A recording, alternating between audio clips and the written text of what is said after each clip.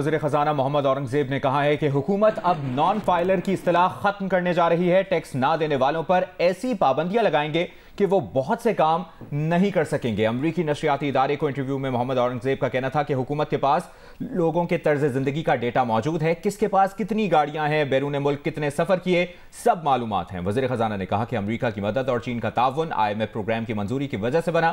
IMF programme کے لیے دوست ممالک نے مالیاتی ضرورت کو پورا کرنے کی یقین دہانی کرائی ہے۔ اگر ہم چاہتے ہیں کہ آخری یہ پروگرام ہو تو اس کے لیے ملکی معیشت میں بنیادی اصلاحات لانا ہوں گی۔ تنخواہ دار اور مینوفیکچرنگ طبقے پر جو اضافی بوجھ ڈالا گیا تھا اسے کم کیا جائے گا۔ وزیر خزانہ نے کہا کہ دوست ممالک سے جو قرض لیا ہے اس میں چین کا حجم سب سے زیادہ ہے۔ IMF پوچھتا ہے کہ اسے قرض واپس کیسے کریں گے۔ IMF پروگرام میں تاخیر نہیں ہوئی، مرحلہ وار عمل کے نتیجے میں منظور ہوا۔ ماضی کے پروگرامز پر عمل نہ کرنے کے باعث ساکھ اور اعتماد کا فقدان ہے۔ موجودہ حکومت پرعزم ہے کہ IMF پروگرام کے مطابق معاشی اصلاحات لانی ہیں۔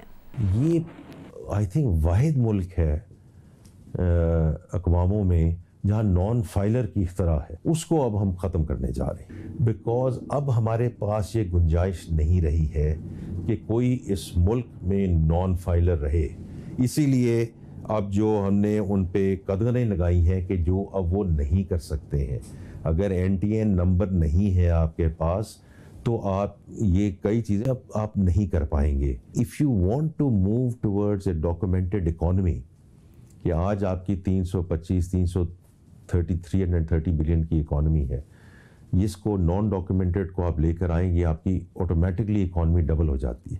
اب اس میں ٹرانزیشنل پین آئے گی، بیکاز جو سب ہم کہتے ہیں کہ جی یہ سوتر منڈی ہے، یہ ریئل اسٹیٹ کا کاروبار ہے، اس میں تو جی سارا کچھ رک جائے گا، درست کہتے ہیں، بیکاز یہ ٹرانزیشنل پین آئے گی۔ صرف ریٹیلرز کی بات نہیں ہے، ڈسٹریبیوٹرز کی بات نہیں ہے، یہ سب کا ڈیٹا اب ہمارے پاس موجود ہے۔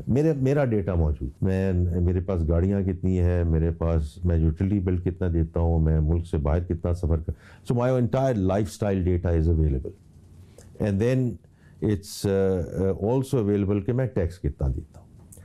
تو اب ہم ان چیزوں کو جوڑتے جا رہے ہیں۔ IMF کو ہر دفعہ پاکستان کے جو چین کے قرضے ہیں اس میں بہت زیادہ دلچسپی کیوں ہوتی ہے؟ بائیلیٹرل ڈیٹ میں یہی 3 ممالک ہیں جو ہماری ہیلپ کرتے ہیں۔ چائنا ہے، اس میں کیسے سعودی عربیہ ہے، UAE ہے، اس میں چائنا کا کمپوننٹ بڑا ہے۔